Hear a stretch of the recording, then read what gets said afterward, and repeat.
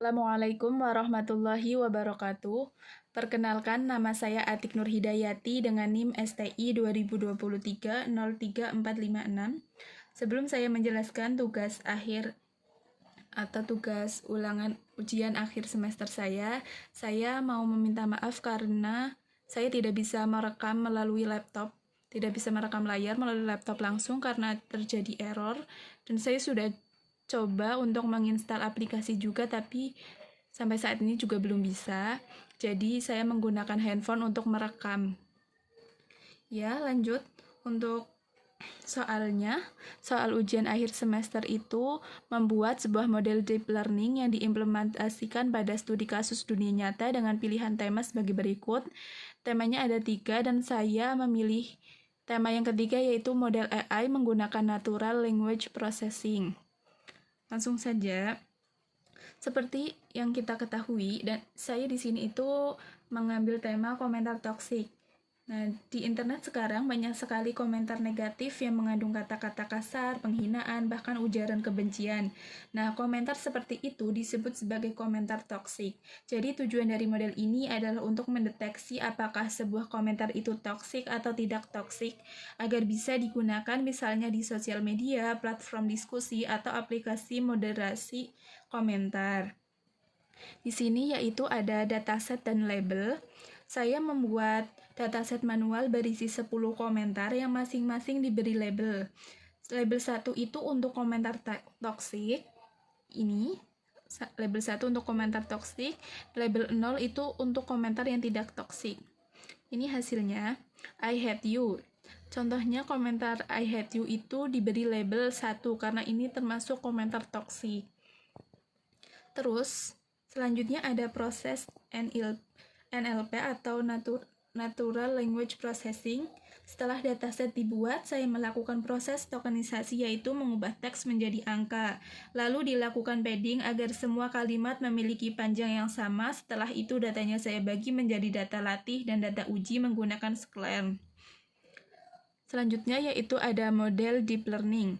Model deep learning ini terdiri dari yang pertama ada layer embedding, yang kedua ada layer bidirection, dan yang kedua ini ada layer dense. Hasil training dan evaluasi setelah training model ini mendapatkan akurasi sekitar 90% pada data tes. Saya juga menampilkan grafik akurasi antara data latih dan data validasi, dan hasilnya cukup stabil. Artinya model cukup baik dalam memahami mana komentar yang toksik dan mana yang komentar yang tidak toksik. Nah, di grafik di sini ini ada garis berwarna biru yang awalnya 0,5 lalu naik hampir mencapai 1,0. Nah, di sini artinya model bisa belajar mengenali pola dari data latih dengan sangat baik. Dan yang kedua yaitu ada garis berwarna orange. Yang pertama dari 0,5 terus turun ke 0,0 atau 0%. Nah, ini model masih mengenali data baru. Mungkin karena jumlah data yang saya masukkan ke dataset itu hanya 10 gitu.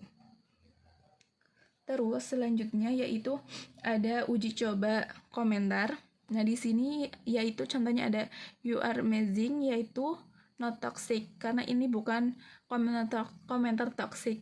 Ini tuh seperti pujian ya. Terus yang kedua yaitu ada you're the worst, itu toxic. Jadi kesimpulannya, model ini bisa digunakan untuk membantu moderasi komentar secara otomatis, cocok digunakan di media sosial, forum online, atau aplikasi chatbot. Walaupun datanya masih sedikit, hasilnya sudah cukup akurat dan bisa dikembangkan lebih lanjut. Nah, karena di soal itu harus mengupload kode AI di GitHub, saya sudah menguploadnya, yaitu ini, komentar toksik. Mungkin itu saja yang dapat saya jelaskan. Kurang lebihnya mohon maaf apabila ada perkataan yang salah kata atau kurang berkenan, dan saya juga minta maaf atas keterbatasan dalam merekam tugas ini. Sekian dari saya, terima kasih. Wassalamualaikum warahmatullahi wabarakatuh.